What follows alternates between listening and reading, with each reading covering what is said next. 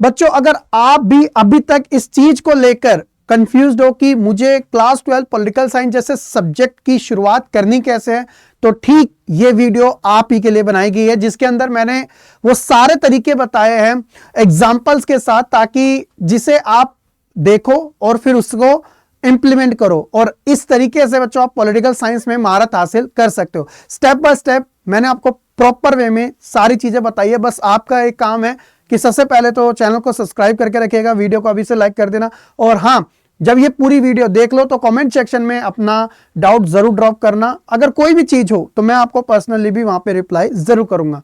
तो सबसे पहले बच्चों शुरुआत कर लेते हैं इस चीज के बारे में। जी हाँ बच्चों, मेरा नाम है शाहरुख सर, और अगर आपको किसी भी चीज से रिलेटेड कोई इश्यू है, कोई प्रॉब्लम है, या आपको कोई स्ट्रेटेजी के बारे में जानना है, नोट्स कैसे बनाने हैं, रोड मैप्स क्या है, time management, board plus YouTube को कैसे लेके चले, तो you can ask me any time.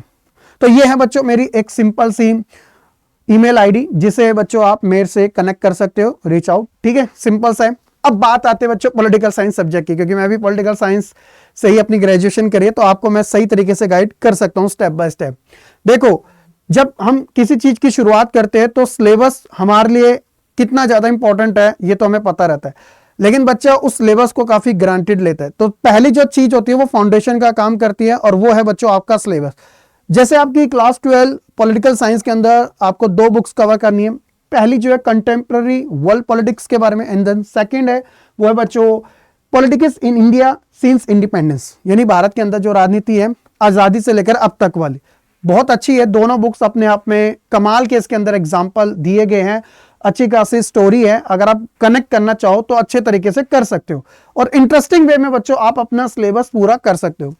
जो आपके फर्स्ट 7 लेसन है, तो ये सारे के सारे बोर्ड एग्जाम्स के पॉइंट ऑफ व्यू से बस एक ये वाला लेसन जो है ना, ये आपका सबसे कम मार्क्स का है, बाकी सारे के सारे इक्वल मार्क्स के हैं। ठीक है, 6 मार्क्स मान लीजिएगा, और ये बच्चों 4 मार्क्स का आएगा बस।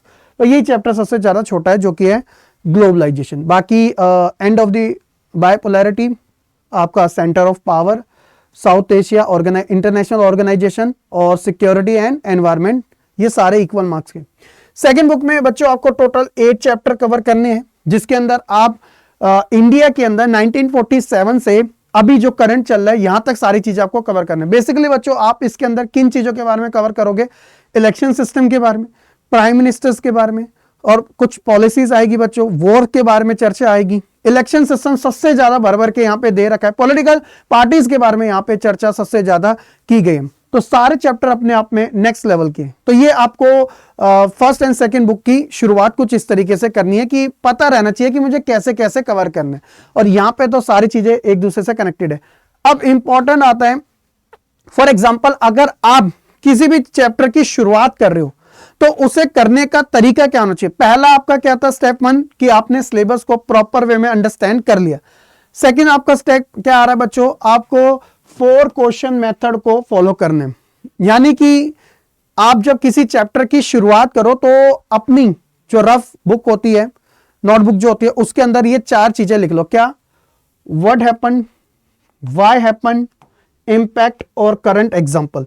अगर ये सारे चैप्टरों में आप अप्लाई करके चलोगे ना, मैं इस बात को गारंटी से कह सकता हूं कि चैप्टर पढ़ने का मजा भी अलग होगा, कॉन्सेप्ट भी इन डेप्थ में क्लियर होंगे, और सबसे अच्छी बात है कि आप रैंडम स्टडी से बचोगे और चीजों को कनेक्ट करके चलोगे। और जितना ज्यादा आप चीजों को कनेक्ट करके चलते हो ना, तो उतना ज्यादा चैप्टर जो है एक स्टोरी टेलिंग में हमारे माइंड में क्या होता है, फिट होता रहता है, और वो लॉन्ग टर्म मेमोरी में कन्वर्ट हो जाता है। जैसे मैंने इसी का एग्जैक्ट एग्जांपल आपके लिए चैप्टर 1 को लेकर दिया गया, जो कि आपका चैप्टर 1 कौन सा है, बुक 1 का, ये है बच्चों एंड ऑफ बायपोलैरिटी।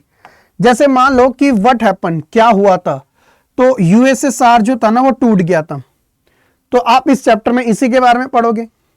फिर बात आएगी कि व्हाई हैपन, ये ऐसा हुआ क्यों था, क्या रीजंस थे बच्चों, तो आप इसके रीजंस जानोगे। यहां पे इकोनॉमिक क्राइसिस आ गया था, यहां पे गोरबाचेव के द्वारा कुछ रिफॉर्म्स किए गए थे बच्चों, और पॉलिटिकल इश्यू यहां पे सबसे ज्यादा।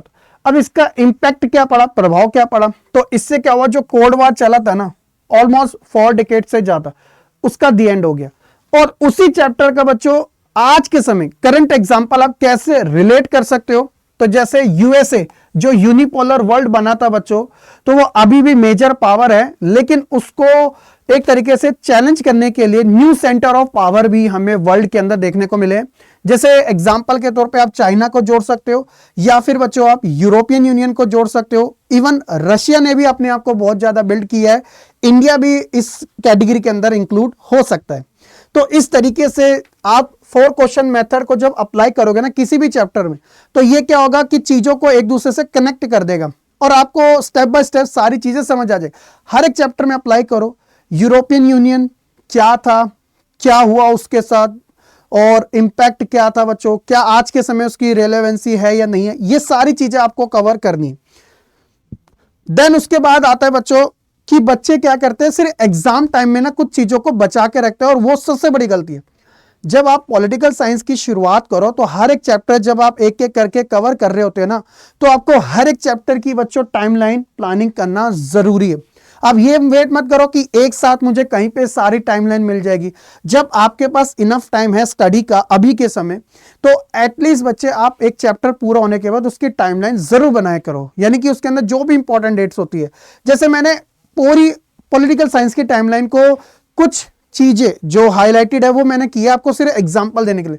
जैसे आप यहां पे डेट लिख देना और इवेंट क्या हुआ था, इंडिपेंडेंस मिली थी इंडिया को, डेट लिख दिया बच्चों आपने 1962, यहां पे इंडिया चाइना का वॉर हुआ था। उसी तरीके से 1971 बांग्लादेश वॉर हुआ था, जिसमें बांग्लादेश को एक नया नाम मिला था, ईस्ट पाकिस्तान डिस्ट्रॉय हो गया था बच्चों। 1975 इंडिया के अंदर फर्स्ट टाइम इमरजेंसी लगी थी, ठीक है। तो इस तरीके से मान लो कि अगर आप कोई चैप्टर कवर कर रहे हो तो उस चैप्टर में आपका जहां जहां इंपॉर्टेंट डेट्स दिखती है तो आप उनकी टाइमलाइन जरूर बना के चलो। और आज के समय बच्चों आपको टाइम कंज्यूम जो ज्यादा हो रहा है ना, उसे आपको कम करना पड़ेगा, और उसको कम करने का तरीका होता है स्मार्ट वर्क। तो स्मार्ट वर्क में बच्चों आप हर एक चैप्टर के माइंड मैपिंग भी कर सकते हो। मैंने आपको एग्जाम्पल दिया है माइंड मैपिंग का, खुद मैंने आपको बताया था, जैसे ग्लोबलाइजेशन का मैंने एक माइंड मैपिंग आपको बना के दी। तो ये माइंड मैपिंग आपको क्या करेगा, चीजों को आपने 1 पेज में माइंड मैपिंग बना दी, इसका प्रिंट निकाल के आपने रख लिया।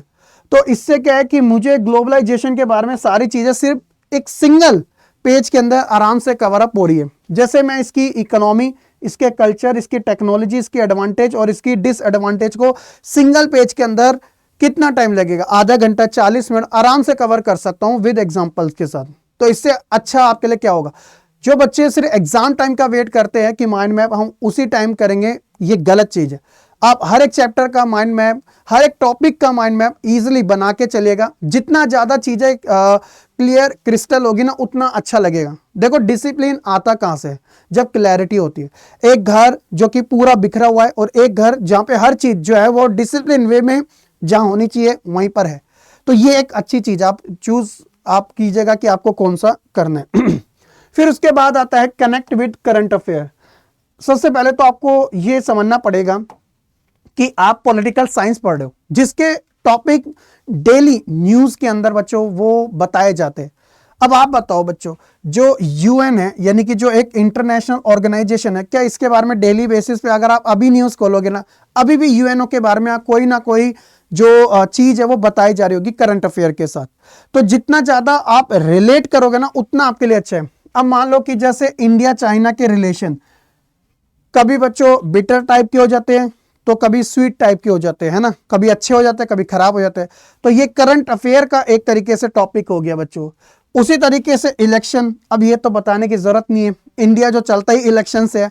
हर कुछ ना कुछ महीने के अंदर बच्चों किसी स्टेट के अंदर या फिर बच्चों ऑल ओवर कंट्री की बात करें तो वो तो एवरी 5 ईयर के बाद आते ही रहते हैं इलेक्शन। यहाँ पे लोकल के भी होते हैं, है ना, स्टेट वाइज भी होते हैं और नेशन वाइज भी होते हैं।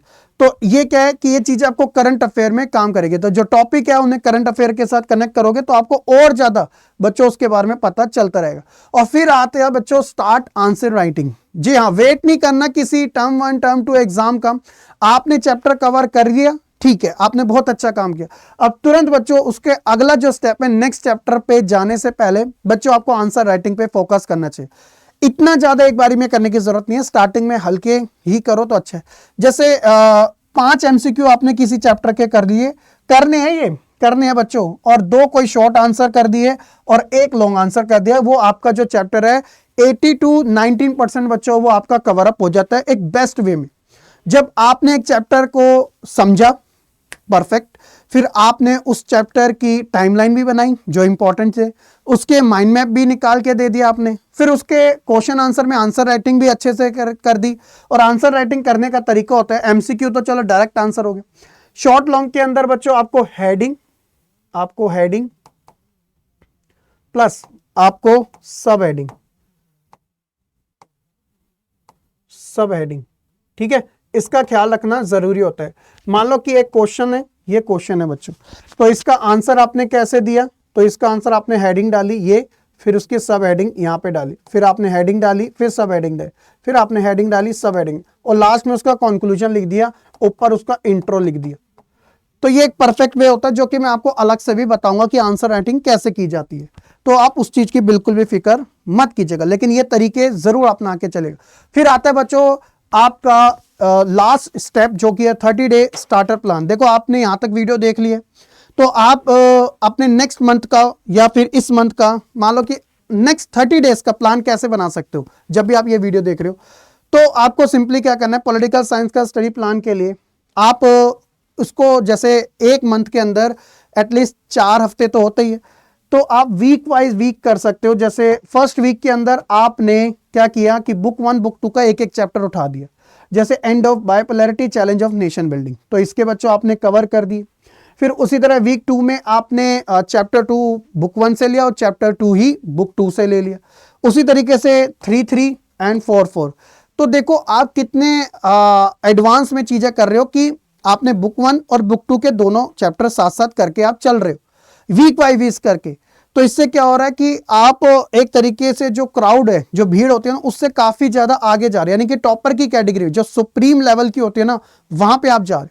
तो अगर आप ये प्लान बच्चों फॉलो करते हो और एक्चुअल में अपने स्टडी प्लान में उसको एग्जीक्यूट करने का काम करते हो, तो मैं आपको इस बात की पूरी गारंटी देता हूं बच्चों। मेरा वीडियो बनाने का एक मेन पर्पस था कि आपको एग्जाम्पल के साथ बताया जाए माइंड मैप कैसे बनाने हैं, ये सारी चीजें वगैरह। तो अगर आप इसे फॉलो करते हो और वाकई में एग्जीक्यूशन अगर आपका होता है, तो देखना रिजल्ट भी ना आपके फेवर में है। फिर आपको इतनी टेंशन लेने की जरूरत नहीं है कि मैं किसी भी सब्जेक्ट की तैयारी की शुरुआत कहां से करूं। इससे बढ़िया शुरुआत करने का तरीका बच्चों रेयरली आपको मिलेगा, क्योंकि ये प्रैक्टिकल है और चीजें आपके सराउंडिंग में आसपास ही चलती रहती है, बस उसके ऊपर इंप्लीमेंट नहीं हो पाता। लेकिन आप इंप्लीमेंट करोगे और मुझे कमेंट सेक्शन में जरूर बताओगे। बहुत बहुत शुक्रिया। कैसी लगी वीडियो, अपना फीडबैक देना बिल्कुल ना भूलेगा, और मेक श्योर चैनल को सब्सक्राइब करके रखिएगा, क्योंकि बच्चों मैं पॉलिटिकल साइंस आपको पूरे सेशन में कवर कराऊंगा, जो कि ऑलरेडी मैं आपके लाइव सेशन ले रहा हूं, एक बार चेकआउट कर लेना। जय हिंद।